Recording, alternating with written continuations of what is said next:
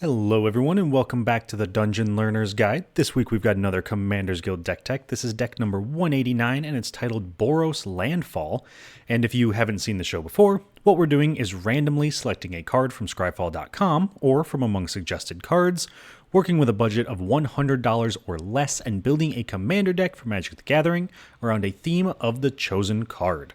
So this week, our random card is going to be Nahiri's Lithoforming, which is X red for a sorcery that says sacrifice X lands. For each land sacrificed this way, draw a card. Then you may play X additional lands this turn, and lands you control enter the battlefield tapped this turn.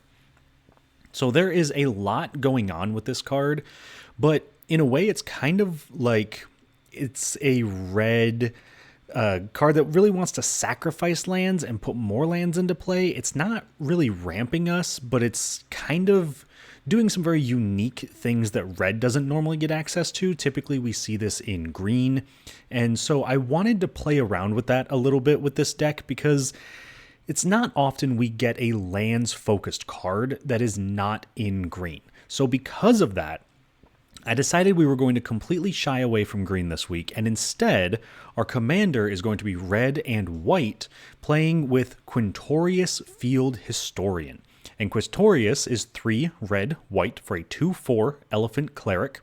Spirits you control get +1/+0, and whenever one or more cards leave your graveyard, create a 3/2 red and white spirit creature token.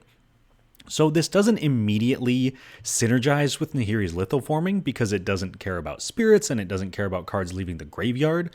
But I noticed as I started building this deck that there's actually quite a few cards that care about getting lands or permanents out of your graveyard in the Boros colors. So that is kind of what we're doing. We're a landfall deck with some, I guess, aristocrat synergies, but it focuses on sacrificing lands, and then also playing into the ramp strategy. So with that in mind, let's take a look at our major themes and kind of break them down as we go. So the first major theme, as we've kind of already touched on, is going to be landfall. With that, we have cards like Retreat to Emeria, which is 3 and a white for an enchantment. It has landfall. Whenever a land enters the battlefield under your control, choose 1.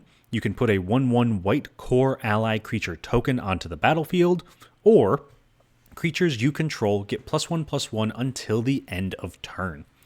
So essentially, if we can use something like Nahiri's Lithoforming to get a ton of different landfall triggers in one single turn, we can trigger this a bunch of times and then give all of our creatures, say, +5/+5 or even more, giving us a way to kind of surprise our opponents out of nowhere and just get a huge pump of damage that nobody may be expecting because they might be expecting us to do it once or twice, but a ton of times with Lithoforming is very different than just the once or twice.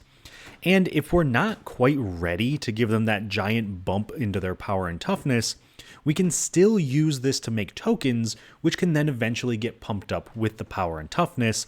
So it plays both roles very, very well, and we have quite a few cards that do very similar things. Moving on, though, to our next theme of the deck. This one is going to be sacrificing lands. Like I said earlier, there's a lot of ways to benefit from putting lands into our graveyard, and so we're playing cards like Zurin Orb, which is 0 mana for an artifact, that simply says sacrifice a land, you gain 2 life. So we can just kind of be dumping all of our lands into the graveyard, and this actually helps us for a couple of different reasons in this deck. So number 1, it's going to be giving us a lot of access to the mono white ramp strategies, things that care about us having less lands than our opponents, things like Knight of the White Orchard, so that way we can go ahead and get a bunch of lands into play even though we technically had as many as our opponents, and that's because we sacrificed some to get that additional synergy. The second reason that sacrificing lands is going to be important to us is because of cards like Faith's Reward, our third theme.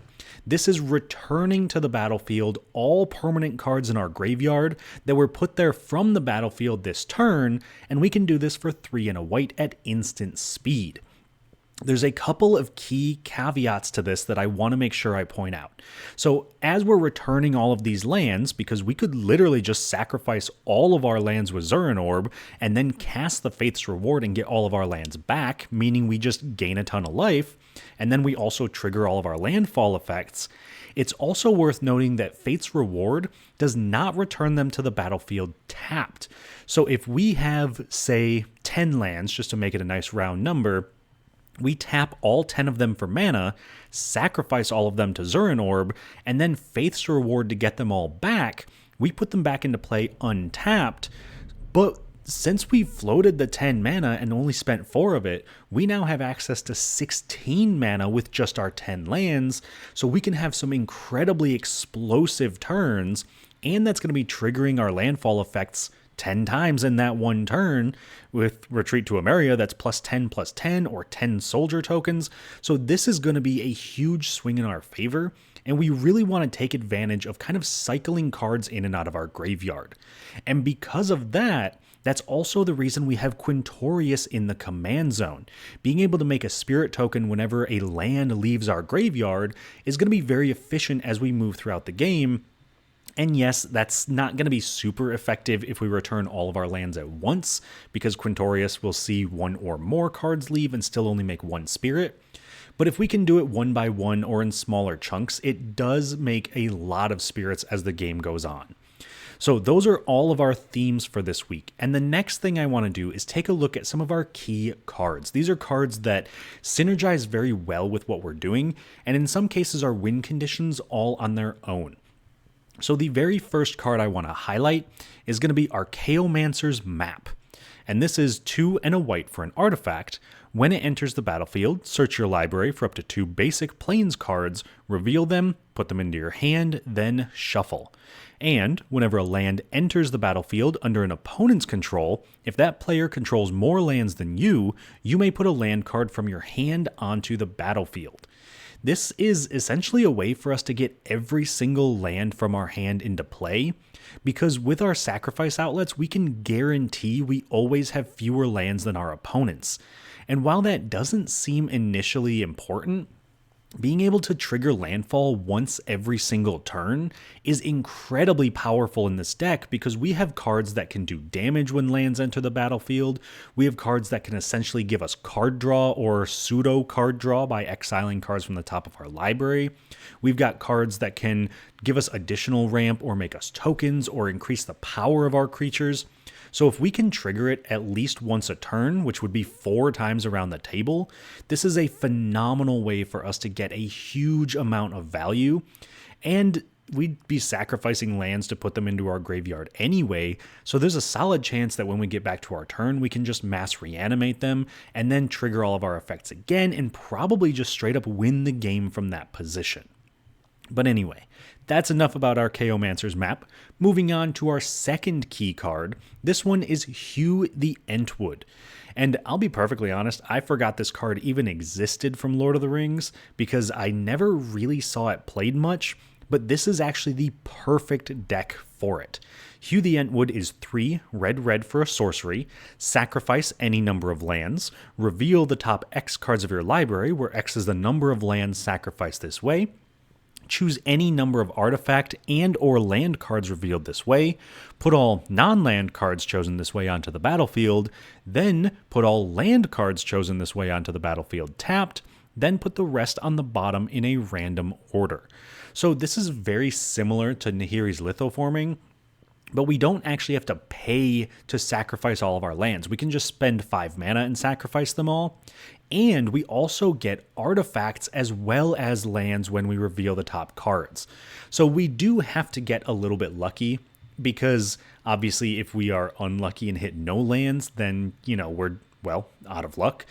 But being able to hit a ton of lands to trigger landfall, but also get things that are artifacts like Archaeomancer's Map, means we can get additional value and probably even trigger more landfall, specifically because the artifact is going to enter the battlefield first and then the lands are going to come in.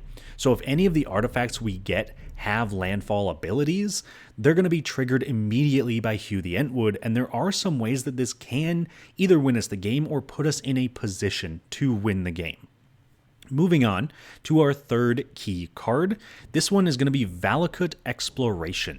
And this is one of the best card, well, I was going to say card draw, but I suppose card advantage engines in the deck.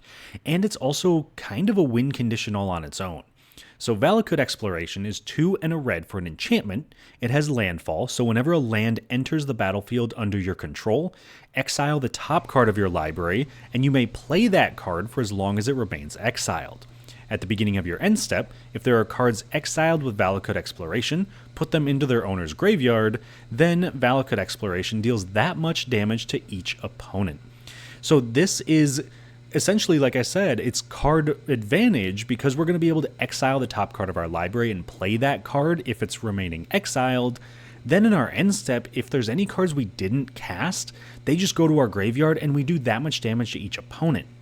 So if we can trigger landfall, say 10 times in one turn by just mass reanimating all of our lands, or getting something like Hugh the Entwood, then we can trigger landfall on Valakut Exploration 10 times, and even if we don't cast any spells from among them, it's still going to be doing 10 damage to each opponent, which maybe we've got other things that have landfall to do damage or landfall to draw cards, and this can just kind of end the game if we can get enough landfall triggers in a single turn, which is mostly what we're trying to do. But those are all of our key cards for this week, and the next thing we're going to do is take a look at some cool interactions. These are cards that synergize really well with each other, and in some cases can be value engines or win conditions when combined together. So the first cool interaction that I want to talk about is going to be Mana Seism and Second Sunrise. So we talked a little bit earlier about some ways to generate a ton of mana in this deck. This is another way to generate a ton of mana, because Mana Seism is 1 and a red for a sorcery, sacrifice any number of lands, add 1 to your mana pool for each land sacrificed this way, and Second Sunrise is 1 white for an instant. Each player returns to play all artifact, creature, enchantment, and land cards that were put into their graveyard from play this turn. So if we have just 5 lands, which is just enough to cast Mana Seism and Second Sunrise, we can tap the 5 mana, we can then cast the Mana Seism to make 5 mana, sacrificing all of the lands. So we've now gone up to, 5 plus 3, so we have 8. We use 3 of it for Second Sunrise. We still have 5 mana floating. The 5 lands come back. Then we can tap the 5 lands again to make 5 more mana, and we've essentially doubled our mana for the turn, going from 5 lands to 10 mana, plus getting 5 landfall triggers, sacrificing things for anything that cares about sacrificing, and putting us in a position to essentially have a huge explosive turn that our opponents have no way to really deal with because it kind of comes out of nowhere. So I really like Mana Seism in the deck, and I really like Second Sunrise as well, but I think together they just add so much explosiveness to the deck that it's really difficult to deal with. Our next cool interaction is going to look a little bit different. This one is going to be between Tunneling Geopede and Broker's Hideout. And specifically, it doesn't have to be Broker's Hideout. We do have all of the new Capenna lands in here. Well, all the new Capenna lands that can get either a plains or a mountain. Obviously, we're not playing the ones that don't do anything for us. But Tunneling Geopede is one of the more important pieces in the deck because it's 2 and a red for a 3/2 insect. It has landfall. Whenever a land enters the battlefield under your control, Tunneling Geopede deals 1 damage to each opponent. And then, like I said, if we compare that with Broker's Hideout, which is a land, when it enters the battlefield, sacrifice it. When you do, search your library for a basic forest, plains, or island card, put it onto the battlefield tapped, then shuffle, and you gain 1 life. So this is essentially 2 landfall triggers for the price of 1. We can play the Broker's Hideout, trigger the Geopede, sacrifice the Hideout, gain a life, get a plains, put into play, and trigger the Geopede again, doing 2 damage to each opponent. This is also going to be especially relevant because when we're talking about all of our mass land reanimation, things like Faith's Reward or Second Sunrise, that's going to trigger all of this again. We get to get back the Broker's Hideout because it's immediately going to the graveyard, so we can reanimate it, get another landfall trigger, sacrifice it, get another landfall trigger, and this can get out of hand very quickly. If we have 3 or 4 of these that we're able to sacrifice and reanimate, we can just kind of double up on all of our landfall triggers. And while Broker's Hideout and the other New Capenna lands are not the only lands that do this in our deck, we do pretty much have everything except for the more expensive fetch lands, because we want to make sure that we're triggering landfall as many times as possible. But anyway, with that being said, we're going to move on from our cool interactions and we're going to get to the budget portion of this deck tech. So this week, our deck came in at $64.69, with the most expensive card actually being Morog Fury of Akoum at $8.38.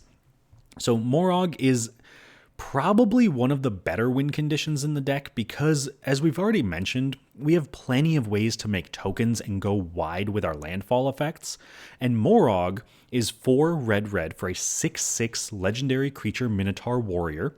Each creature you control gets +1/+0 for each time it has attacked this turn, and it has landfall. Whenever a land enters the battlefield under your control, if it's your main phase, there's an additional combat phase after this phase, and at the beginning of that combat, untap all creatures you control.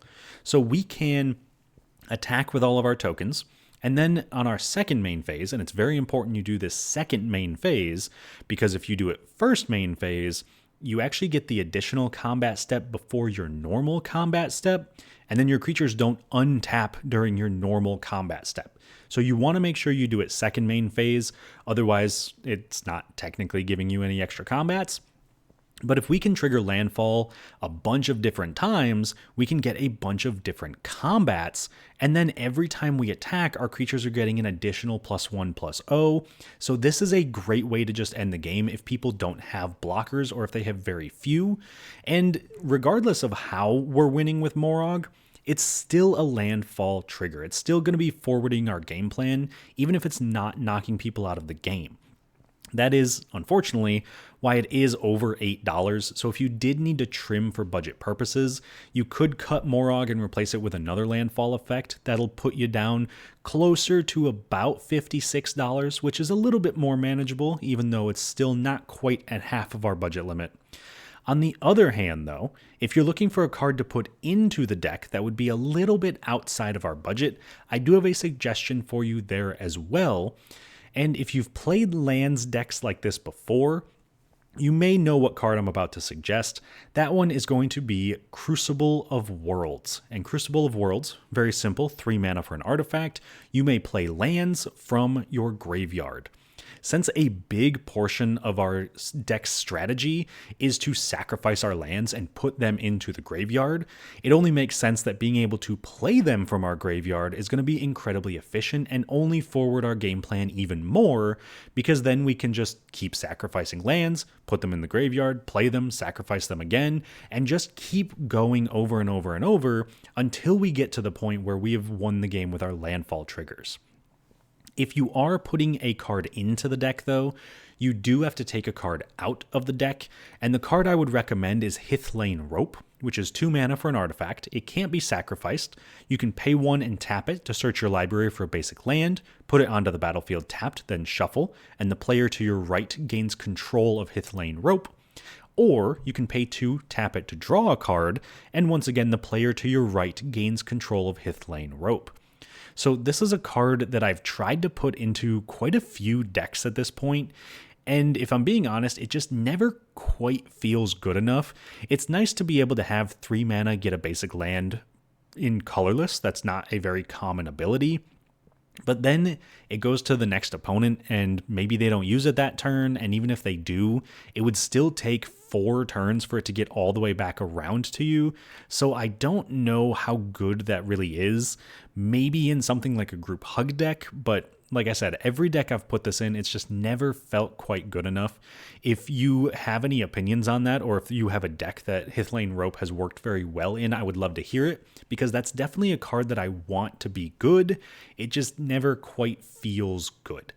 But anyway, those are our out of budget upgrades for this week.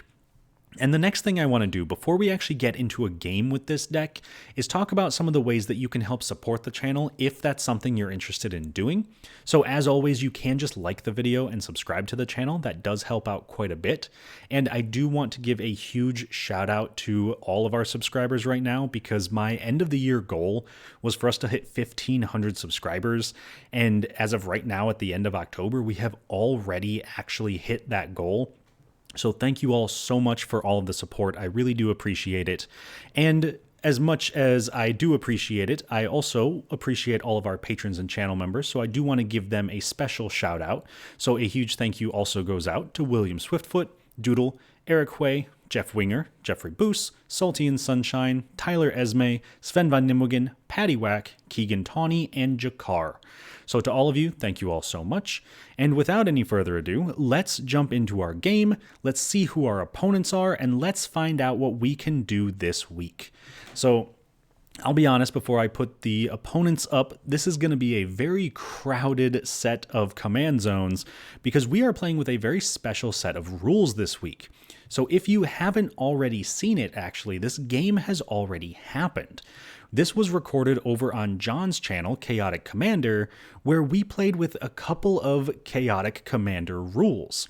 So some of the rules that are going to be very relevant as this game goes on is every player got to choose kind of like an Oathbreaker signature spell. So what that means is we got to choose either an instant or a sorcery to put into our command zone with our commanders, but we could only cast that spell if our commander was in play, and regardless of how that spell resolves, whether it actually resolves or is countered, it is exiled once it's been used one time. So you may be able to guess the card that I chose was Nahiri's Lithoforming, because if our entire deck is built around it, what better way to play with it than to put it in our command zone? All of our opponents also got to choose a card to put into the command zone. So that means that we have John playing Igra, Eater of All, and his signature spell, Coiling Rebirth. We have Trellisara Moondancer with March of the Multitudes being played by Kouga. And then we have Chris playing Miss Bumbleflower and Tempt with Bunnies. So that was rule number 1, but we also had a second Chaotic Commander rule. And this one's actually going to be very important to how the game plays out because everybody started with what's we called a Mox Lantern. So essentially that means everybody started with an emblem of a chromatic lantern in play. So we all started with an additional mana, and all of our lands could tap for mana of any color. So if you see people tapping lands for colors they don't normally tap for, that is okay in this specific game. But I wanted to highlight all of that because otherwise things might not make a ton of sense or things might look a little bit weird. But anyway, now that we've talked about the rules of the game, let's talk about our opponents. Starting off with John and his Igra and Coiling Rebirth. This is kind of a food sacrifice deck. He wants to sacrifice his own creatures because they're food, grow Igra, and then of course wants to use cards like Coiling Rebirth to return his creatures from the graveyard to the battlefield. So it's a nice mix between food tokens and other tokens and then sacrificing, and then also the reanimating. So I think it's super cool, and I'm a huge fan of Igra. I think it's a very powerful commander. Moving on to Trellisara and the March of the Multitudes deck that's being played by Kouga. Trellisara is a terrifying commander to show up at any given time because being able to just gain life and make your commander bigger and then also scry to get a little bit of insight into what's going on is incredibly powerful. And I kind of assumed before the game started and was very quickly found to be correct that this is kind of a Soul Sisters deck. So he wants to play cards that gain life when creatures enter the battlefield, which is exactly why he chose to put March of the Multitudes in his command zone, because it's going to make a ton of creatures, which would gain him a ton of life, and then put a ton of counters on his commander. I will say, looking at all of these opponents, I've never played against Igra or Miss Bumbleflower, but I have played against Trellisara, and I have lost to this deck quite a few times. It can get very scary very quickly, so I do think Trellisara is our number 1 priority in this game. And then finally, getting to our final opponent, which is Chris, who is playing Miss Bumbleflower, and of course, the spell that's going to go along with our Rabbit Citizen is Tempt with Bunnies. So this is a group hug deck that wants to focus on making a ton of tokens, but at the same time putting a bunch of +1/+1 counters on his own creatures. It's kind of an odd mix of going wide and going tall with some group hug thrown in, which I think is a super cool way to play the deck, and I'm very excited to see what this deck can do in the future. If the game that we played with this one is anything to go off of, I imagine that there are some cards and some synergies that, if they show up, can probably just run over games. But obviously, not going to spoil anything for you, so with that being said, let me know down in the comments, if you haven't already seen this video, of course, then who you think is going to win. So get your predictions in now, and I will talk to you all once it's done. At the start of the game, I go first, followed by John, Kouga, and then Chris. On my first turn, I play an Esper Panorama and cast Need for Speed, letting me sacrifice a land to give a creature haste until the end of turn. John plays an Oak Hollow Village and casts Gala Greeters, which, once per turn, lets him put a +1/+1 counter on it, make a tap treasure token, or gain 2 life when another creature enters under his control. Kouga plays a Command Tower, then casts Soul Ring, and also casts Elvish Mystic. Chris also plays a Command Tower, then casts a Tenuous Truce, enchanting me, so at the beginning of my end step, we both draw a card, but if either of us attack the other, then we have to sacrifice the Truce. I play a Plains and cast Tunneling Geopede, doing 1 damage to each opponent whenever a land enters under my control, then at the end of turn, Chris and I both draw a card. John plays a Swamp and casts Ravenous Squirrel, which gets a +1/+1 counter whenever John sacrifices an artifact or a creature, and this triggers Gala Greeters, letting him make a tapped treasure token. Kouga plays a Canopy Vista tapped and plays a Prosperous Innkeeper, making a treasure token and letting him gain a life whenever a creature enters under his control. After that, he casts Lae'zel, Vlaakith's Champion, letting him put an additional counter on himself or his permanents if they would get a counter put on them. This also gains him a life, and then finally, he casts his commander, Trelisara Moondancer, which gets a +1/+1 counter and lets him scry 1 whenever he gains life, which he immediately does thanks to the Innkeeper. Notably, Kouga wouldn't have had the mana to cast Trelisara as he accidentally paid 1 mana for the Innkeeper, but we don't catch that at the time. Chris plays an island and casts Communal Brewing, entering with an ingredient counter, then getting an additional ingredient counter for each opponent who chooses to draw a card when it enters, which we all do, so it has 4 counters.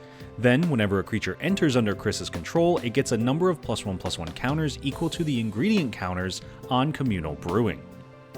On my turn, I play a Maestro's Theater, which sacrifices itself when it enters, gaining me a life, and letting me search my library for a mountain, putting it into play tapped. This triggers the Geopede twice, making each of my opponents lose a life. Once that's resolved, I cast Savine's Reclamation, returning a permanent mana value 3 or less from my graveyard to the battlefield, choosing the Maestro's Theater, so I once again sacrifice it, gain a life, and search my library for a mountain, putting it into play tapped and doing 2 more damage to each opponent. Then at the end of turn, Chris and I both draw a card. John cast a Cultivate, searching his library for 2 basic lands, putting 1 into play tapped and the other into his hand. Then he plays a Forest and passes. Kouga plays a Forest and casts Branching Evolution, doubling the number of +1/+1 counters that would be put on creatures he controls.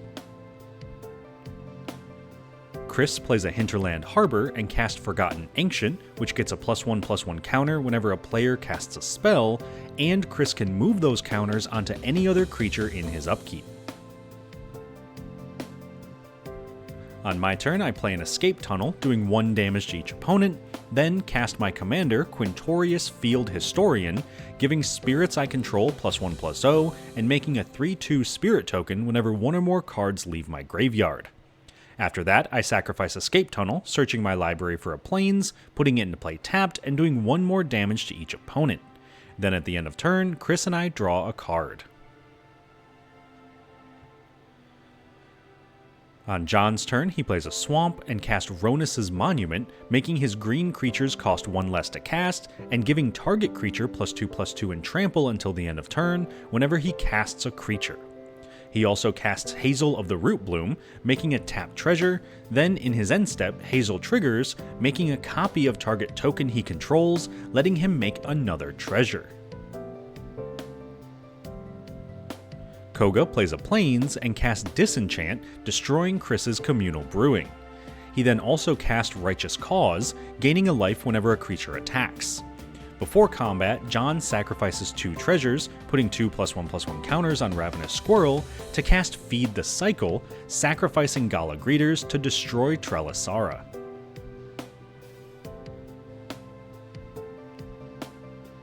Chris plays a Plains and casts Selvala Explorer Returned, which can tap to parlay, making each player reveal the top card of their library, draw it, and letting Chris make a green mana and gain a life for each non-land revealed this way.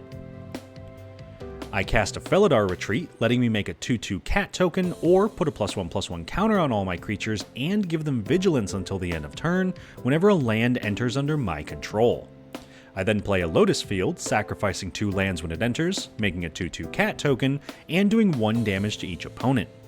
After that, I sacrifice Esper Panorama, searching my library for a Plains, putting it into play tapped and making another cat, while also doing 1 more damage to each opponent. Finally, at the end of turn, Chris and I both draw a card. John casts his commander Igra, Eater of All, turning all creatures into food in addition to their other types, and putting 2 +1/+1 counters on Igra when a food is put into a graveyard from the battlefield. Once that's resolved, he casts Consumed by Greed, gifting a card to Chris, forcing Chris to sacrifice the creature he controls with the greatest power, which is Forgotten Ancient. Then John also gets to return Gala Greeters from his graveyard to his hand. Since the Ancient is also now a food, this triggers Igra, which gets 2 +1/+1 counters.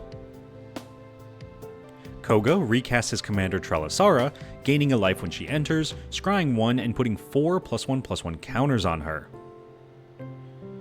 Chris plays a Plains and casts his commander Miss Bumbleflower, so whenever he casts a spell, target opponent draws a card, and he puts a +1/+1 counter on target creature, it gains flying until the end of turn. If it's the second time that ability is resolved in a turn, then Chris draws 2.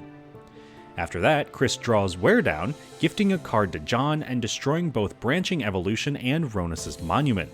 Then Miss Bumbleflower triggers, so I draw a card and Chris puts a counter on his commander, giving her flying. He also then parlays with Selvala, with each player revealing a non-land card from the top of their libraries, drawing them, while Chris gains 4 life and makes 4 green mana. Once that's resolved, he casts Jol Royale Monvoli Recluse, which lets him make a 2/2 cat token whenever he draws his second card each turn. This also triggers Miss Bumbleflower, so this time Kouga draws a card, Chris puts a counter on Selvala, and then Chris also draws 2. On my turn, I sacrifice a Plains to Need for Speed, giving Quintorius haste. This lets me cast Claim Jumper, searching my library for a Plains and putting it into play tapped since an opponent controls more lands than I do.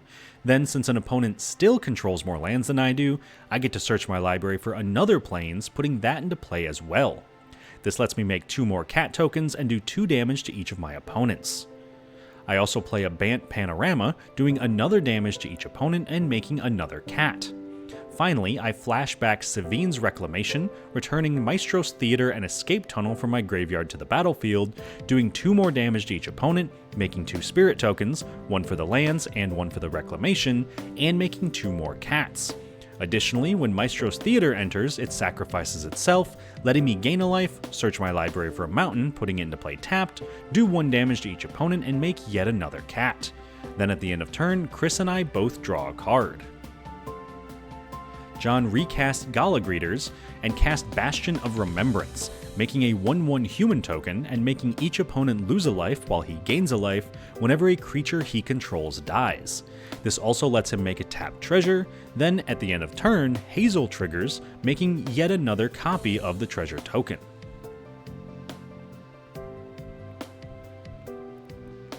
On Kouga's turn, he cast Abiding Grace, letting him either gain a life or return a creature with mana value 1 from his graveyard to the battlefield at the end of turn.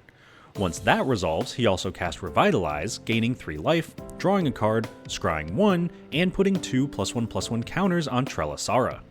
He also casts Cultivate, searching his library for 2 basic lands, putting one into play tapped and the other into his hand. After that, he plays a Plains, and finally casts the Ozolith, putting the counters on it from any creature that leaves the battlefield, and then moving those counters onto any creature when he moves to combat. At the end of turn, Kouga gains a life from Abiding Grace, scrying 1, and putting 2 counters on his commander. On Chris's turn, he plays a Plains and casts Wizard Class, gaining no maximum hand size, letting John draw a card, and putting a +1/+1 counter on Jolrael. Then he casts Quain Itinerant Meddler, this time letting me draw a card, putting a +1/+1 counter on Bumbleflower, drawing 2 cards, and making a cat token with Jolrael. Finally, he casts Fey Burrow Elder, letting Kouga draw a card and putting another counter on Quain.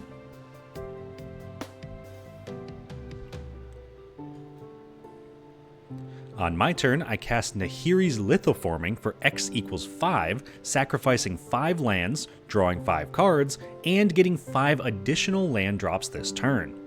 At least, I would have if Chris hadn't countered it with an offer you can't refuse, giving me 2 treasure tokens instead. Notably, due to the Oathbreaker rules that we're playing with, Nahiri's Lithoforming is exiled as it resolves, or in this case, if it's countered. This also triggers Bumbleflower, so John draws a card, and Chris puts a counter on his commander. Once that's resolved, I play a Grixis Panorama, doing 1 damage to each opponent and making a cat token, and then also cast Red Rock Sentinel, which can be activated to let me sacrifice a land, draw a card, and make a treasure. At the end of turn, Chris parlays with Selvala, revealing 2 non-land cards, letting each player draw a card, letting Chris gain 2 life and make 2 green mana. Then still at the end of turn, Chris and I both draw a card while he makes another cat token. John plays a Forest and then casts Poison Tip Archer, making each opponent lose a life whenever a creature dies, and also triggering Gala Greeters, making a tapped treasure. After that, he casts Wear Down, gifting a card to me and destroying both the Felidar Retreat and the Ozolith. Once that's resolved, John casts Corpseberry Cultivator, letting him forage at the start of combat on his turn and putting a +1/+1 counter on the Cultivator whenever he forages. Then when he moves to combat, he forages, sacrificing his human token, putting a +1/+1 counter on the Cultivator, Igra, and Ravenous Squirrel, gaining a life, and making each opponent lose 2 life. After that, he attacks me for 8 with the Ravenous Squirrel, gaining Kouga a life, letting him put 2 +1/+1 counters on Trelasara, and scrying 1. I block with a cat token, making each of John's opponents lose a life while he puts 2 more counters on Igra. Then at the end of turn, John makes another treasure token with Hazel. On Kouga's turn, he casts Privileged Position, giving all his other permanents hexproof. Then he also casts Scale the Heights, putting 2 +1/+1 counters on Trelasara, gaining 2 life, being able to play an additional land this turn, and drawing a card. This also triggers his commander, putting 2 more counters on her, and letting Kouga scry 1. Then he also casts a Johnny's Welcome, letting him gain a life whenever a creature enters under his control. Finally, in his end step, Kouga gains a life with Abiding Grace, putting 2 counters on Trelasara and scrying 1. Chris plays a Brush Land and casts Sun-Scorched Regent, gaining a life and putting a +1/+1 counter on it whenever an opponent casts a spell. This triggers Bumbleflower, so I draw a card, and Chris puts a +1/+1 counter on Bumbleflower, then parlays with Selvala, revealing 3 non-land cards, drawing each player a card, letting Chris gain 3 life, make 3 green mana, and make a cat token. Once that's resolved, he also casts Colonian Hydra, which doubles the counters on all his creatures when it attacks, again triggering his commander, letting Kouga draw a card, putting a +1/+1 counter on Sun-Scorched Regent, and Chris draws 2, since it's the second time this ability has resolved.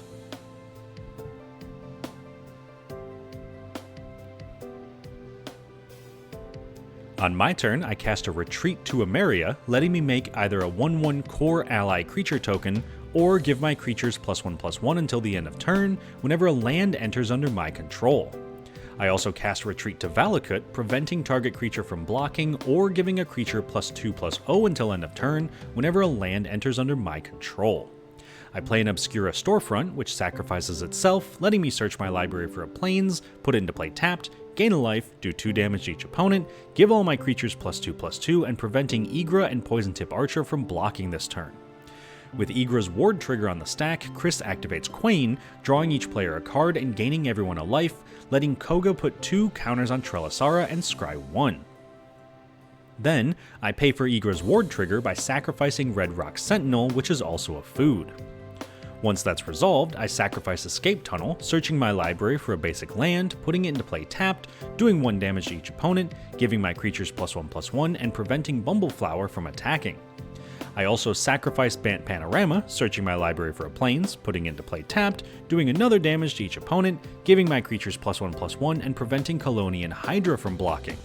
I repeat this process again, sacrificing Grixis Panorama to search my library for a mountain, putting it into play tapped, doing another damage to each opponent, giving my creatures +1/+1, and preventing Sunscorch Regent from blocking.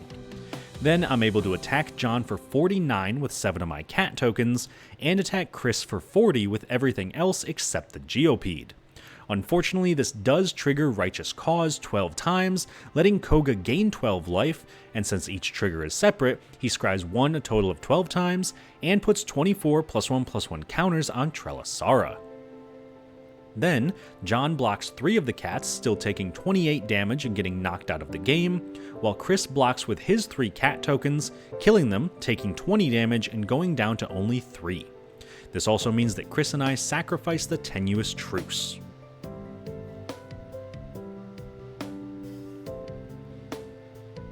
On Kouga's turn, he plays a Plains, then casts March of the Multitudes for X = 8, making 8 1/1 soldier tokens with lifelink, gaining him 16 life, putting 32 +1/+1 counters on Trelasara, and scrying 1 a total of 16 times. Chris plays a Reliquary Tower, gaining no maximum hand size, levels up Wizard class to draw 2 cards and make a cat token, then activates Jol Rael's ability, giving all his creatures base power and toughness 13/13 since he has 13 cards in his hand. With that, he attacks Kouga with Sunscorched Regent and attacks me with everything else. On attacks, Colonian Hydra doubles the +1/+1 counters on all his creatures, while Kouga gains 7 life, scries 1 a total of 7 times, and puts 14 counters on his commander. Then, damage happens with Kouga taking 21, and even though I block 2 attackers, I still wind up taking 87 damage, getting knocked out of the game. Unfortunately, since Chris is at such a low life total, all Kouga has to do on his turn is attack with his board of soldiers, doing more than enough to knock Chris out, and winning Kouga the game.